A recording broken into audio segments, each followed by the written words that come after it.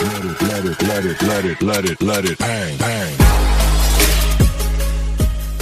बालक बालिकाओं, आप सभी का स्वागत है हमारे YouTube channel Kanad coaching classes में। तो आज हम शुरू करने जा रहे हैं मैथमेटिकल फिजिक्स यानी गणितीय भौतिकी का आपका टॉपिक नंबर 5, जो कि आपका है सदिश बीजगणित। और ये आपका बहुत ज़्यादा इंपॉर्टेंट चैप्टर बनता है फिजिक्स के अंदर, इंपॉर्टेंट टॉपिक बनता है बेसिकली।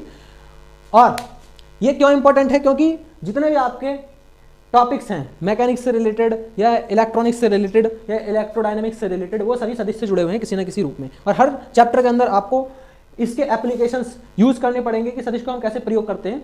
इसीलिए तो सदिश होता क्या है, पहले हम इसको समझते हैं। सदिश को भी समझने से पहले हमें यह समझना होगा कि कोई भौतिक राशि क्या होती है। तो देखिए, भौतिक राशि को हम कैसे व्यक्त कर सकते हैं, पहले इसको समझते हैं। जैसे हमारे पास ये मार्कर है, अगर इसकी लंबाई है हमारे पास, हमने नापा इसको, ये आई कितनी 10 सेंटीमीटर। तो यानी कि हमने 10 ये जो लिखा और ये जो आपका सेंटीमीटर लिखा, ये आपका क्या हो गया आंकिक मान। और ये जो आपका हुआ सेंटीमीटर, ये क्या है मात्रक, क्योंकि हमने सेंटीमीटर से नापा है।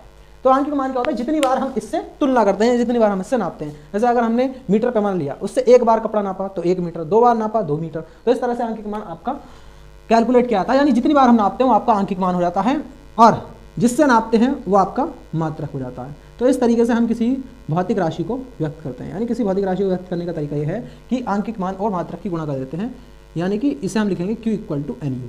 क्योंकि जो भौतिक राशि है उसको कहते हैं हम फिजिकल क्वांटिटी, तो इसलिए हम इसको Q से लिखेंगे। आंकिक मान को न्यूमेरिकल वैल्यू कहते हैं, इसलिए N से लिखेंगे। मात्रक को यूनिट कहते हैं, इसलिए U से लिखेंगे। अब देखिए, जो भौतिक राशि होती है वो आपकी 2 टाइप से विभाजित की जाती है, बांटी जाती है। इसमें अदिश और सदिश में किसके आधार पर? दिशा के आधार पर। तो अदिश राशियां, या हम इसको स्केलर क्वांटिटीज, या सिंपली हम इसको स्केलर्स भी कहते हैं। और सदिश राशियां यानी कि वेक्टर क्वांटिटीज, इनको हम वेक्टर्स भी कहते हैं। अब भौतिक राशि क्या है? कोई भौतिक राशि वह होती है जिसको माप सकते हैं, यानी जिस चीज़ को आप नाप सकते हो, मेज़र कर सकते हो, वह एक भौतिक राशि है। जिसको नहीं नापा जा सकता वो सभी क्या है, वो भौतिक राशियाँ नहीं होती है। तो वो क्या होती हैं? वो होती है आपकी एब्स्ट्रैक्ट थिंग्स, यानी कि जैसे कि आपकी भावनाएं हो गई। फीलिंग्स को हम किसी के नाप नहीं सकते। किसी के अंदर कितना गुस्सा भरा हुआ है, किसी के अंदर कितना लालच भरा हुआ है, उसको हम नहीं नाप सकते। यानी वो आपकी क्या होंगी? ये आपकी नॉन फिजिकल क्वांटिटीज़ होंगी। बट फिजिकल क्वांटिटीज़ की अगर हम बात करते हैं तो हमारे पास यहाँ दिशा के आधार पर 2 प्रकार से हम इनको विभाजित करते हैं। कौन कौन से टाइप में विभाजित करते हैं? तो पहली है आपकी अदिश। अदिश जैसे आपको नाम से स्पष्ट होता है, दिश, दिश माने क्या होता है यहाँ पर? दिशा। और जहाँ हिंदी में लग जाता है ए का मतलब होगा नहीं। नहीं के सेंस में हम इसका प्रयोग करेंगे, यानी कि जिसके अंदर दिशा नहीं होगी या जिसको व्यक्त करने के लिए दिशा की आवश्यकता नहीं होगी, वो आपका क्या होगा? अदिश होगा। अब देखिए, सदिश, स का मतलब होता है साथ में। स का मतलब क्या है? साथ में। और दिश का मतलब है दिशा, सेम डायरेक्शन आपका इंग्लिश में हो जाता है। तो अदिश क्या है? जिसके अंदर दिशा जो है वो आपकी नहीं होगी। यानी ऐसी भौतिक राशियां जिनको व्यक्त करने के लिए दिशा की आवश्यकता नहीं होती, केवल किसकी आवश्यकता होती है? आंकिक मान या मात्रक अगर है तो उसकी भी आवश्यकता होगी, या नहीं है तो भी जरूरी नहीं है। तो आंकिक मान को हम कहते हैं परिमाण। तो परिमाण की आवश्यकता होती है, दिशा की आवश्यकता नहीं होती, तो उसे हम कहते हैं अदिश राशियां। अब सदिश कौन सी होंगी जी? सदिश राशियां आपकी होती हैं वे जिनके अंदर आपकी दिशा होती है, यानी जिनको व्यक्त करने के लिए हमको दिशा की आवश्यकता होती है। और परिमाण तो इसमें भी रहेगा ही आपका, यानी परिमाण आपका कंपलसरी है दोनों केसेस में। मात्रक की अगर हम बात करें तो मात्रक कुछ केसेस में आपके हो भी सकते हैं, नहीं भी हो सकते हैं। यानी मात्रक का ऐसा है, हो सकता है और नहीं भी। इसी तरह यहाँ पे भी आप लिख सकते हैं, मात्रक हो सकता है और नहीं भी हो सकता है, ज़रूरी नहीं है।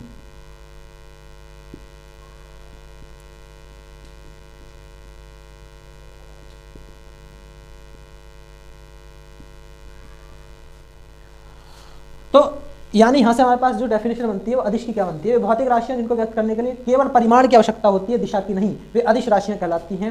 और वे भौतिक राशियाँ जिनको व्यक्त करने के लिए परिमाण के साथ साथ दिशा की भी आवश्यकता होती है, वे सदिश राशियाँ कहलाती हैं। अब देखिए, कोई भी कॉन्सेप्ट हो या किसी भी टाइप की आपकी डेफिनेशन हो, उसको रिप्रेजेंट करने के तरीके होते हैं। यानी यहाँ पर जो हम टॉपिक पढ़ रहे हैं सदिश, तो सदिश को रिप्रेजेंट करने के तरीके होंगे, निरूपित करने के तरीके होंगे। निरूपण, तो निरूपण करने के कितने तरीके होते हैं? 2 तरीके होते हैं। देखिए, पहला तरीका कौन सा है यहाँ पर, ज्यामितीय विधि, यानी कि चित्रों के माध्यम से समझाना, और दूसरी कौन सी है, बीजगणितीय विधि।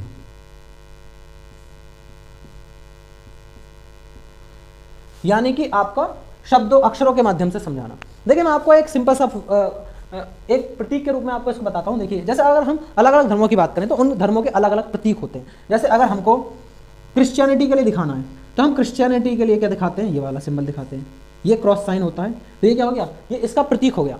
और जैसे अगर हम हिंदू धर्म को ही रिप्रेजेंट करना चाहते हैं तो हम ओम करके इस तरीके से भी लिख सकते हैं, है ना। मुस्लिम धर्म में हम लिख सकते हैं इस तरीके से 786। तो ये क्या है, ये अलग अलग धर्मों के क्या है, सिंबल्स, सिंबल्स के रूप में हम इसको दिखाते हैं। सिंबल का मतलब प्रतीक। यानी अगर कहीं आपका घर पे इस तरीके से बना तो आप देखकर कह सकते हैं कि हाँ भाई ये एक हिंदू का घर है ना। अगर यहाँ क्रॉस साइन बना तो आप ये कह सकते हैं कि हाँ भाई ईसाई का घर है। और कहीं आपका इस तरीके से 786 लिखा तो आप आसानी से पहचान सकते हो कि हाँ मुस्लिम का घर है। तो यानी कि ये जो है वो आपके सिंबल होते हैं। तो ऐसे हमारे पास ज्यामिति, इसमें भी आपका सदिशों के निरूपण में क्या होता है, सिंबल होते हैं। तो सिंबल कौन से होंगे यहाँ पर, देखो जो हम सदिश हैं, सदिश को बीजगणितीय विधि में हम कैसे लिखेंगे, किसी भी लेटर के ऊपर, क्या हुआ, तो देखिए सदिश में हम किसका प्रयोग करेंगे, किसी भी लेटर का प्रयोग करते हैं। तो यहाँ पर हमने जैसे ले लिया आपका ए, और इसके ऊपर हम किसका चिन्ह बनाते हैं, तीर का। ओके, तो ये क्या दिखाता है, किसी सदिश को दिखाता है। सदिश में आपको ध्यान रखनी है, दो ही चीजें मेन होती हैं, एक होता है परिमाण और एक होता है आपका दिशा। तो देखिए परिमाण को हम लिखते हैं ए के ऊपर वेक्टर और इसका मोड लगा करके, या सिंपली आप इसको लेटर से लिख सकते हो। और ये बात ध्यान रखनी है कि हमेशा पॉजिटिव होगा, कभी भी परिमाण आपका माइनस का नहीं होता है। दिशा दिखाने के लिए हम किसका प्रयोग करते हैं, कैप, यानी इसके ऊपर क्या लगा देते हैं, कैप। तो ये आपको दिशा को बताता है। यानी ए वेक्टर जो आपका बनेगा वो क्या बनेगा, ए वेक्टर होगा ए इंटू ए कैप। यानी कोई भी सदिश जो है वो किसके रूप में लिखा जाएगा, परिमाण इंटू दिशा के रूप में। तो अगर हम ए कैप की वैल्यू यहाँ से निकालें तो ए वेक्टर अपॉन में ए आता। अब देखिए दूसरा निरूपण है आपका ज्यामितीय। ज्यामितीय का मतलब है चित्रों के माध्यम से दिखाना। चित्रों के माध्यम से कैसे दिखाते हैं जी, देखिए तो जैसे हमारे पास क्या होती है, एक रेखा, ये आपकी रेखा है। रेखा क्या है, ये आपकी अनंत से शुरू होती है और अनंत पे समाप्त होती है, ठीक है। कहीं से भी शुरू हो सकती है, कहीं भी खत्म हो सकती है। इसकी डेफिनेशन पर नहीं जाते हैं, डेफिनेशन वगैरह आप छोटी क्लासेस में पढ़ते हैं। अब देखिए अगर हमने इसको काटा इधर से और एक इधर से काटा तो हमें रेखा का एक भाग मिल गया, और इसे हम क्या कहेंगे, रेखा खंड कहेंगे। तो ये आपका क्या हो गया, रेखा खंड। और इस रेखा खंड को हमने अलग निकाल लिया और इस पर क्या लगा दिया, एक नोक। तो ये इसकी दिशा को बता रही है, तो इसे हम कहेंगे दिष्ट रेखाखंड। यानी ज्यामितीय विधि में किसी भी सदिश को दिष्ट रेखाखंड द्वारा निरूपित किया जाता है। और जिस बिंदु से ये प्रारंभ होता है उसे हम प्रारंभिक बिंदु यानी इनिशियल पॉइंट कहते हैं। अब देखिए जहां ये समाप्त होता है उसे हम कहेंगे अंतिम बिंदु, या इंग्लिश में टर्मिनल पॉइंट। अब इसकी जो लंबाई है वो सदिश के परिमाण को बताती है। यानी कि अगर आपके पास दो सदिश हैं, एक का परिमाण ज़्यादा है एक का कम है, तो बड़े वाले को हम ज़्यादा बड़ा बनाएंगे। जैसे मान लीजिए हमारे पास दो वेक्टर हैं, फोर्स हैं आपके पास, एक है 10 न्यूटन का, एक है 5 न्यूटन का। इसे हम F1 कह देते हैं, इसे F2 कह देते हैं।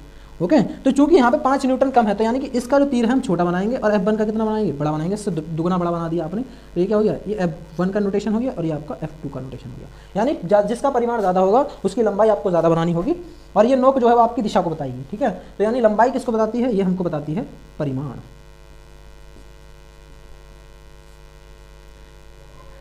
अब देखिए अगर ये O पॉइंट से स्टार्ट होता है और P तक जाता है तो हम इसे कहेंगे OP वेक्टर।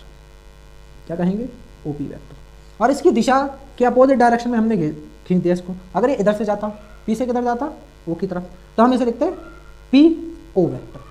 तो ये आपके इसके ज्यामितीय विधि के द्वारा इसका निरूपण है। ज्यामितीय विधि में आप एक दिष्ट रेखाखंड का प्रयोग करेंगे, इसकी जिधर तीर होगा वो इसके जाने की दिशा को बताएगा, यानी कि ये भौतिक राशि किस दिशा में है। और लंबाई इसकी परिमाण को बताएगी, जिसका परिमाण जितना ज़्यादा उतना ही ज़्यादा लंबा तीर आप उसका बनाएंगे। तो ये इसका नोटेशन हो गया। तो देखिए अब हम शुरू करते हैं सदिश के प्रकार। सदिश के प्रकारों में आपका पहले सदिश जो है वो आपके रैखिक दिशिक प्रभाव और घूर्णन दिशिक प्रभाव पर आधारित है। तो पहला जो होता है उसे हम कहते हैं ध्रुवीय सदिश। यानी ध्रुवीय सदिश कौन से होंगे जी, देखिए ध्रुवीय सदिश वो होते हैं जो किसी रैखिक दिशिक प्रभाव से संबद्ध होते हैं। यानी रैखिक दिशिक प्रभाव का मतलब यह है कि अगर कोई ऑब्जेक्ट आपका सीधी सरल रेखा में चल रहा है तो उस कंडीशन में जो आपके वेक्टर्स यूज होंगे उन्हें हम पोलर वेक्टर्स कहेंगे, यानी कि ध्रुवीय सदिश कहेंगे। यानी एक ही सिंगल डायरेक्शन में चल रहे हैं। तो देखो ध्रुव का मतलब क्या होता है, ध्रुव का मतलब एक सिरा, यानी एक सिरे की ओर चल रहे हैं। तो ध्रुवीय का मतलब यह है कि एक रैखिक दिशिक प्रभाव, यानी लीनियर डायरेक्शनल इफेक्ट।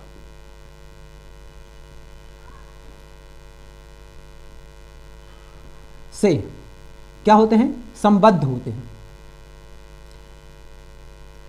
अगर कोई ऑब्जेक्ट आपका सीधी रेखा में चल रहा है तो उस प्रभाव से जो सदिश आपके संबद्ध होंगे उन्हें हम ध्रुवीय सदिश कहेंगे। जैसे एग्जांपल के लिए आपका विस्थापन हो गया, या वेग हो गया, या त्वरण हो गया, यानी डिस्प्लेसमेंट,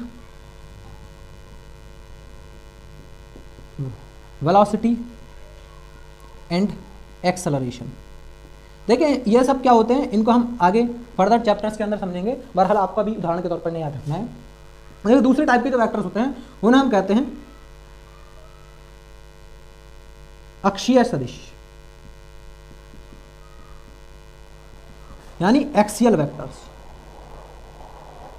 तो एक्सियल वेक्टर्स कौन से होते हैं जी, दो ऐसे सदिश जो आपके मतलब कोई भी ऐसा सदिश जो आपका घूर्णन दिशिक प्रभाव से, घूर्णन दिशिक का मतलब है कि जब वस्तु किसी अक्ष के परितः घूमेगी, अक्षीय में यानी वस्तु किसी अक्ष के परितः घूमेगी, जैसे पृथ्वी अपने अक्ष के परितः घूमती है, तो उस कंडीशन में जो सदिश उससे संबंध होंगे उन्हें हम कहेंगे घूर्णन दिशिक प्रभाव से संबद्ध सदिश, यानी कि अक्षीय सदिश प्रभाव। इसे हम कहते हैं रोटेशनल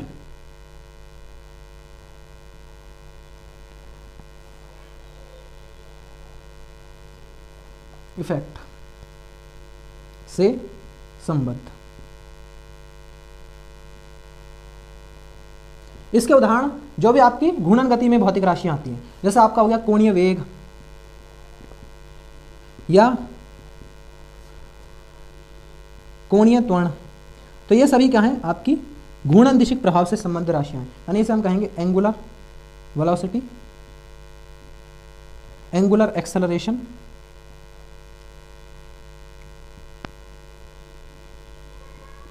तो ये क्या है, आपके घूर्णन दिशिक प्रभाव से संबद्ध सदिश, इनको हम कहते हैं अक्षीय सदिश, और ये आपके पहले वाले हो गए ध्रुवीय सदिश। अब देखिए इसके अलावा ये तो आपके घूमने के हिसाब से, चलने के हिसाब से हो गए, लेकिन अगर हम इन्हें परिमाण और दिशा के आधार पर बांटें तो परिमाण और दिशा के आधार पर ये आपके 10 प्रकार के होते हैं, उनको हम अलग से पढ़ते हैं। तो ये किसके आधार पर हैं, पहला पॉइंट कि घूर्णन या संचरण के आधार पर। फिर दूसरा आपका आता है किसके आधार पर, यह आपका आता है परिमाण तथा दिशा के आधार पर। देखिए परिमाण तथा दिशा के आधार पर क्या होता है, पहले टाइप के जो वेक्टर्स हैं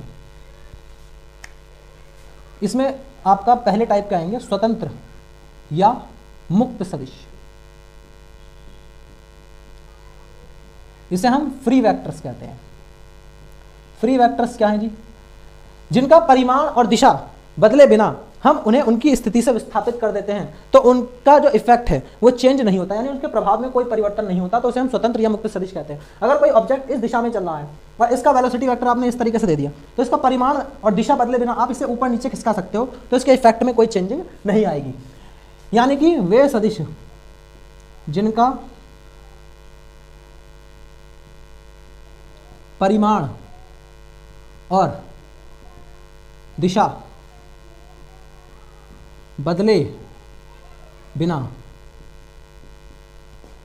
उनकी स्थिति से विस्थापित डिस्प्लेस करने पर उनके इफेक्ट में कोई चेंज नहीं होता, यानी कोई भी परिवर्तन नहीं होगा, कोई चेंजिंग नहीं होगी। जैसे एग्जांपल के लिए मैं आपको यहां पे दिखाता हूं, जैसे आपके वेग सदिश या विस्थापन सदिश, तो ये क्या है, आपके स्वतंत्र या मुक्त सदिश होंगे, क्योंकि हम इनको इनकी स्थिति से विस्थापित करेंगे तो इनके इफेक्ट में कोई चेंजिंग नहीं आएगी। दूसरे टाइप के जो वेक्टर्स होते हैं आपके, वो होते हैं स्थानीकृत सदिश, यानी कि लोकेलाइज्ड वेक्टर। लोकलाइज्ड वेक्टर्स कौन से होते हैं जी? देखो इसका बिल्कुल अपोजिट है ये। जैसे यहाँ पे जिनका परिमाण दिशा बदलने पर उनकी स्थिति, जिनका परिमाण और दिशा बदले बिना उनकी स्थिति से विस्थापित करने पर उनके इफेक्ट में कोई चेंज नहीं होता। तो यहाँ पे क्या होगा, इफेक्ट में चेंज नहीं हो जाएगा, यानी परिमाण और दिशा बदले बिना स्थिति से विस्थापित करने पर इफेक्ट चेंज हो जाता है।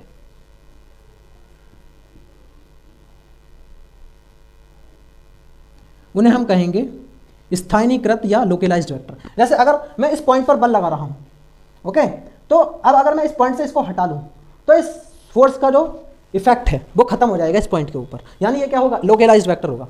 हर केस में याद रखना फोर्स जो है वो लोकलाइज्ड वेक्टर नहीं होता, कुछ केसेस में ही होता है जब वहां पर कोई पर्टिकुलर पॉइंट पर फोर्स लगा हुआ बताया जाए तब वो लोकलाइज्ड वेक्टर होगा। अब देखिए अगर आपका ऑब्जेक्ट इस तरीके से चल रहा है, वेलोसिटी वेक्टर आपका ये है, डायरेक्शन नहीं बदली हमने, इसका परिमाण नहीं बदला, और हम इसको इस तरीके से विस्थापित कर दें तो ऑब्जेक्ट अभी चल रहा है, इसी दिशा में चल रहा है, इसी परिमाण के वेग के साथ चल रहा है, तो यानी ये जो है ये मुक्त सदिश होगा, क्योंकि इस कंडीशन में आपका इफेक्ट चेंज नहीं होगा। लेकिन अगर हम किसी पॉइंट पर फोर्स लगा रहे हैं और अगर हम उसको हटा लें इस तरीके से, यानी पोजीशन चेंज हो गई आपकी, और तो इफेक्ट भी आपका चेंज हो जाएगा इस केस में, तो इसे हम कहेंगे लोकलाइज्ड वेक्टर। जैसे कि आपका किसी बिंदु पर लगा बल सदिश, तो ये क्या है आपका एक लोकलाइज्ड वेक्टर। तो अब देखिए तीसरा सदिश समझते हैं हम, जो कि है आपके समांतर सदिश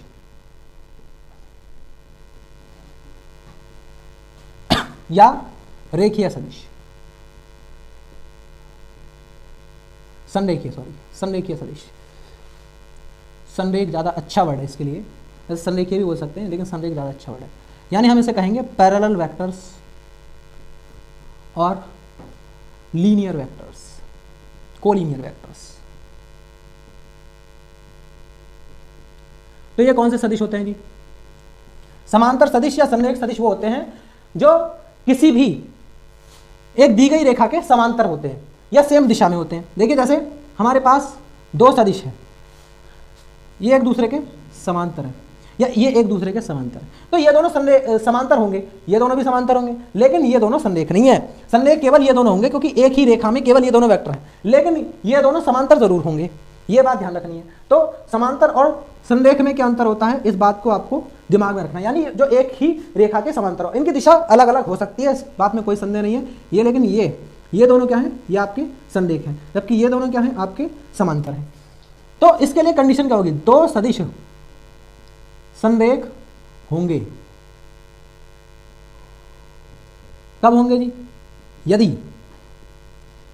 दो वेक्टर्स, अगर हमने इसको ए से दिखाया है और इसको बी से दिखाया, अगर इनके लिए क्रॉस प्रोडक्ट जो है वो आपका 0 निकल करके आता है, तो हम ये कह देंगे कि दो सदिश जो हैं वो आपके समांतर होते हैं।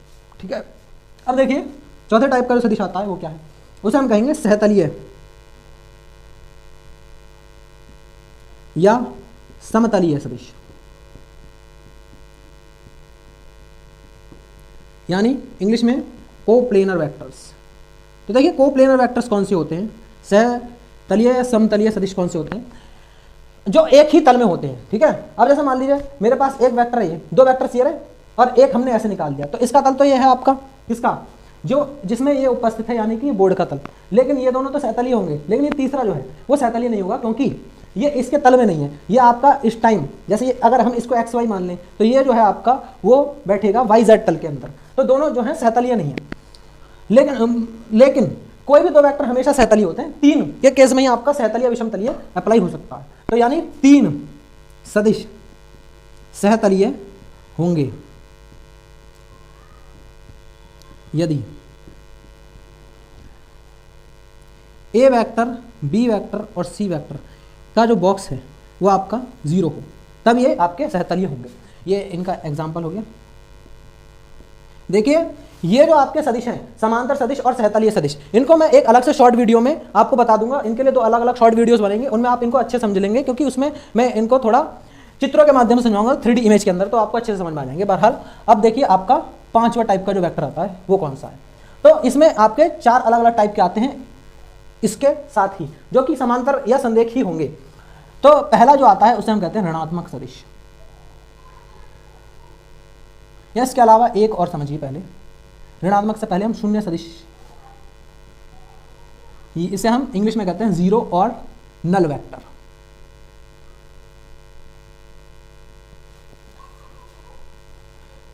देखिए कोई भी सदिश जिसका परिमाण आपका कितना है, जैसे अगर हमने इसको a से लिखा तो परिमाण इसका a का मॉडुलस, ये हमेशा क्या होगा, 0।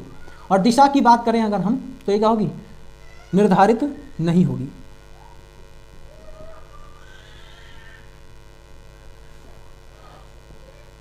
अगर कोई वेक्टर आपका जिस पॉइंट से स्टार्ट होता है उसी पर खत्म हो जाता है, जिस पॉइंट से स्टार्ट होता है उसी पर खत्म हो जाता है, तो इसे हम शून्य सदिश कहते हैं। क्योंकि इस केस में मान लो यहीं से शुरू हुआ और यहीं पे खत्म हो गया तो परिमाण क्या हो गया, 0 हो गया और दिशा निर्धारित नहीं हो सकती, क्योंकि हम इस पॉइंट में नहीं दिखा सकते, नहीं पता कर सकते कि दिशा कहाँ है। बिल्कुल ऐसे ही है जैसे ये तो शुरू होने से पहले ही खत्म हो गया, इस टाइप का वेक्टर होता है ये।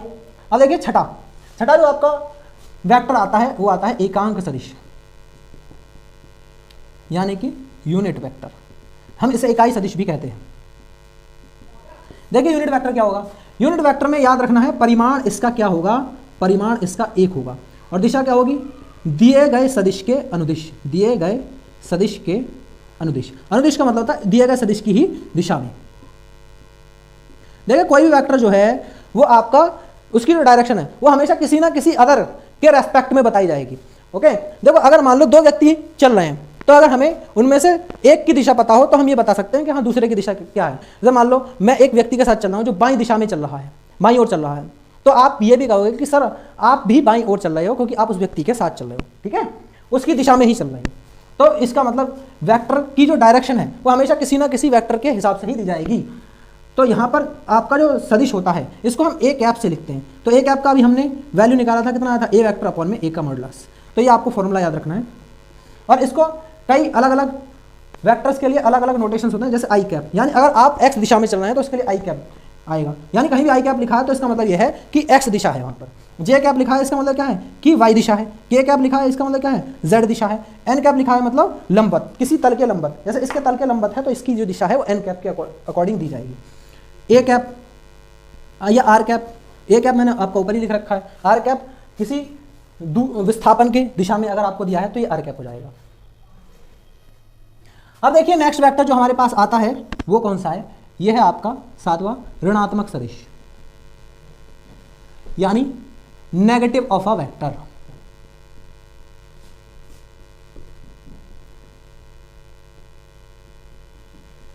देखिए नेगेटिव का हम यूज कहां करते हैं, इस बात को समझेंगे तभी आपको नेगेटिव ऑफ अ वेक्टर अच्छे से समझ में आएगा। नेगेटिव नंबर्स यानी ऋणात्मक संख्याओं का प्रयोग किसके सेंस में करते हैं, अपोजिट के सेंस में करते हैं। जैसे मान लीजिए मेरा हाथ अभी 0 की स्थिति पे, अगर मैं इसको किधर लेकर गया, ऊपर लेकर गया, तो इसका मतलब एक मात्रक ऊपर चला गया, ठीक है। अब इसी पोजीशन से मैं एक मात्रक नीचे चला गया हूं तो ये क्या होगा, -1, ऊपर के लिए +1, नीचे के लिए -1, ऐसे दाएं के लिए +1, बाएं के लिए -1, आगे के लिए +1, पीछे के लिए -1। तो इस तरीके से ऋणात्मक सदिश जो है वो किसी भी दिए गए सदिश की विपरीत दिशा को बताता है, विपरीत दिशा में होता है, ठीक है। तो यहाँ क्या होगा, अगर मान लो हमारे पास 2 वेक्टर हैं, एक ये रहा आपका और एक आपका ये रहा, ये एक दूसरे के समांतर होने चाहिए और इनकी जो लंबाई है वो बराबर होनी चाहिए। अगर लंबाई बराबर नहीं है, समांतर नहीं है, ठीक है, तो गलत माना जाएगा। अगर हमारे पास ये ए वेक्टर है और ये आपका बी वेक्टर है तो ये बात ध्यान रखनी है कि ए का परिमाण बी के परिमाण के बराबर होगा और ए की जो दिशा है वो बी की दिशा के विपरीत होगी, तब ये दोनों एक दूसरे के ऋणात्मक सदिश कहलाएंगे। यानी बी ए का ऋणात्मक सदिश है और ए बी का ऋणात्मक सदिश है। दोनों हर केस में आपको परिमाण और दिशा ही मेनली याद रखनी है कि इन दोनों की जो परिमाण है वो सेम है, यानी मॉडुलस क्या है, सेम, और दिशा कैप लगा दिया तो ये क्या बता रही है, दिशा, दिशा क्या है, विपरीत, तो यानी ये क्या होगा, एक दूसरे के ऋणात्मक सदिश हो गए। अब देखिए नेक्स्ट टाइप जो आता है वो आपका आता है समान सदिश, यानी इक्वल वेक्टर्स। इक्वल वेक्टर्स कौन से होंगे जी, समान कौन से होंगे, जिनमें 2 की दिशा समान हो और परिमाण भी समान हो, यानी लंबाई एकदम बराबर होनी चाहिए। तो देखिए ये जो है वो एक दूसरे के क्या होंगे, समान सदिश होंगे। अगर ये ए वेक्टर है और ये आपका बी वेक्टर है, अगर ए का परिमाण बी के परिमाण के बराबर है और ए की दिशा बी की दिशा के बराबर है, सेम है मतलब दोनों की डायरेक्शन, तो ये क्या कहलाएंगे, एक दूसरे के समान सदिश कहलाएंगे। यानी ऐसे दो सदिश जिनका परिमाण समान परंतु दिशा विपरीत होती है वो एक दूसरे के ऋणात्मक सदिश कहलाते हैं, और ऐसे दो सदिश जिनका परिमाण समान और दिशा भी समान होती है वो समान सदिश कहलाते हैं, यानी इक्वल वेक्टर्स कहलाते हैं। अब देखिए नेक्स्ट टाइप का जो आपका आता है वो आता है समदिश सदिश, यानी लाइक वेक्टर्स।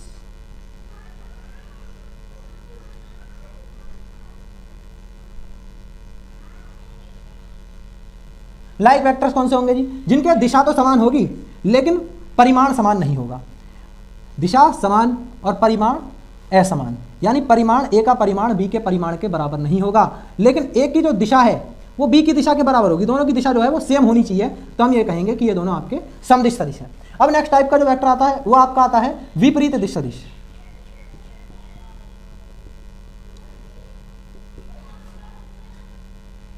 यानी अनलाइक वेक्टर्स।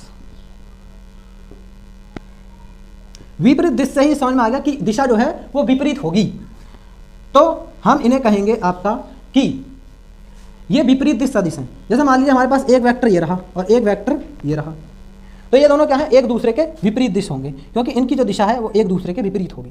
तो इस केस में भी याद रखना है कि परिमाण बराबर नहीं होगा और दिशा क्या है? एक दूसरे के विपरीत। अगर ये ए वेक्टर है, यहाँ पे भी ए वेक्टर और बी वेक्टर लिख देता हूँ मैं इसको, देखिए ये ए वेक्टर है, ये बी वेक्टर है, तो इन दोनों का परिमाण समान नहीं होगा, लेकिन दिशा जो है वो एक दूसरे के विपरीत होगी। विपरीत के लिए मैंने आपको बता रखा है माइनस के चिन्ह लगाएंगे। तो ये चारों वेक्टर लगभग सेम से हैं, इसलिए आप इनको दोबारा समझ लेंगे एक बार अच्छे से। ऋणात्मक का मतलब दिशा समान और परिमाण भी, मतलब दिशा विपरीत और परिमाण समान। समान का मतलब है परिमाण समान और दिशा समान।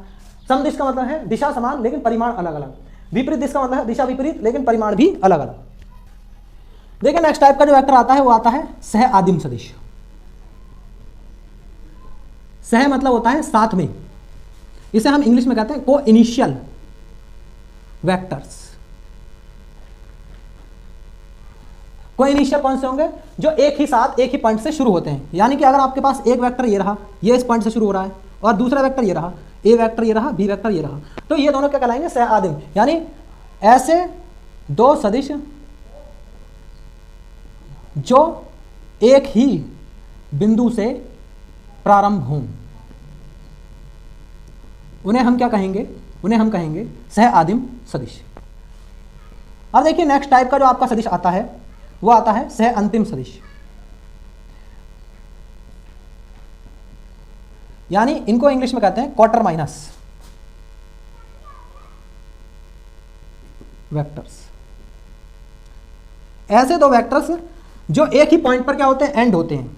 सह अंतिम, देखिए आदि से यहां ध्यान रखेंगे, आदि आदि मतलब प्रारंभ, तो एक ही बिंदु से अगर प्रारंभ है तो वो क्या होंगे? सह आदिम होंगे। सह अंतिम, अंतिम का मतलब अंत, यानी एक ही बिंदु पर क्या होंगे? एंड होंगे, तो हम उन्हें कहेंगे कि भैया ये दोनों सह अंतिम सदिश हैं, दोनों एक ही पॉइंट पर एंड हो रहे हैं, तो ये क्या होंगे? सह अंतिम। यानी ऐसे दो सदिश जिनका अंतिम बिंदु एक ही हो वो आपके क्या कहलाएंगे? सह अंतिम सदिश कहलाएंगे। तो इसी के साथ हम इस वीडियो को समाप्त करते हैं और नेक्स्ट लेक्चर में हम सदिशों के ऊपर संक्रियाओं को समझने वाले हैं। बने रहिए हमारे चैनल कणाद कोचिंग क्लासेस के साथ। जय हिंद, जय भारत।